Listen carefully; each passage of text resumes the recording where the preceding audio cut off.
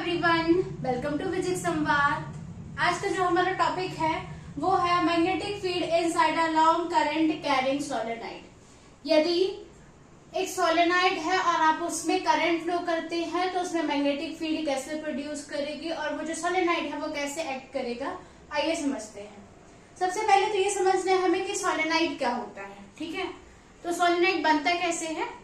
हम कोई इंसुलेटर लेंगे और इंसुलेटर में हम जो आपके कॉपर इंसुलेटिंग कॉपर वायर होती है, यदि हम उससे n नंबर ऑफ टाइम्स क्या करते हैं, बाइंड करते हैं, तो वो एज अ और हम उसमें क्या करते हैं, करंट फ्लो करते हैं, तो वो एक सोलेनोइड की तरह एक्ट करती है। ठीक है, तो सपोज करिए हमने यहाँ पे एक क्या लिया हुआ है, एक इंसुलेटर लिया हुआ है जिसमें हमने कॉपर वायर को n नंबर ऑफ टाइम्स क्या किया हुआ है, बाइंड किया हुआ है।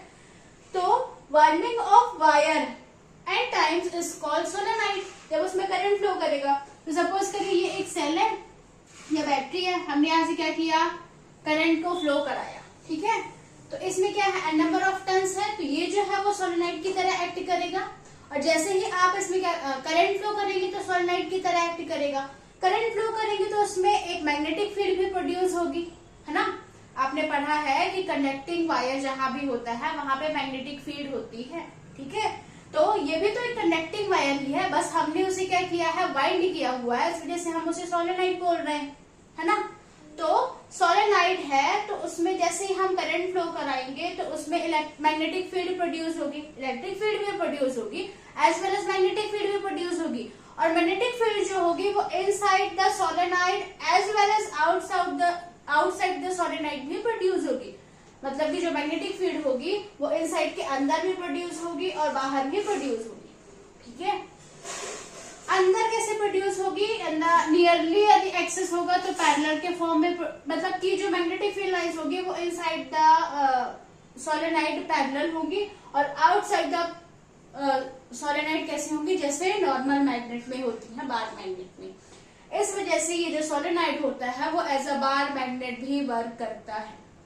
ठीक है, यदि आप इसे क्या करेंगे, हैंग करेंगे, तो ये नॉर्थ एंड साउथ की डायरेक्शन में ही जाके रुकेगा।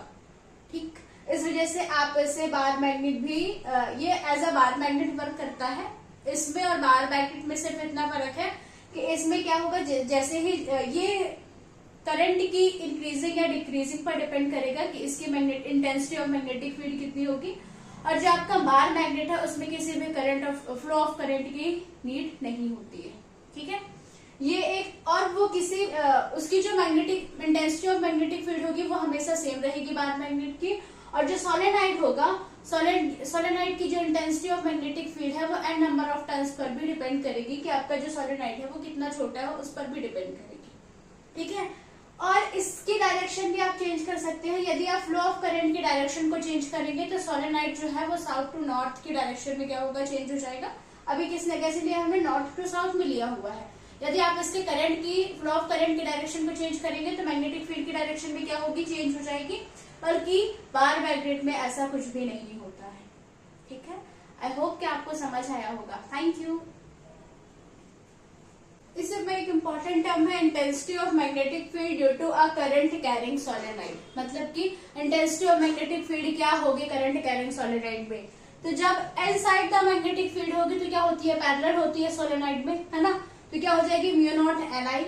ठीक है, एन जो है वो नंबर ऑफ टर्न्स है, आई जो है वो क्या है, आई आपका है करंट, और एंड्स में क्या होगी, हाफ म्यू नॉट Ni होगी, क्योंकि इनसाइड है तो वो पूरा है म्यू नॉट Ni हो जाएगा और एंड्स में हाफ हो जाएगा। ठीक है।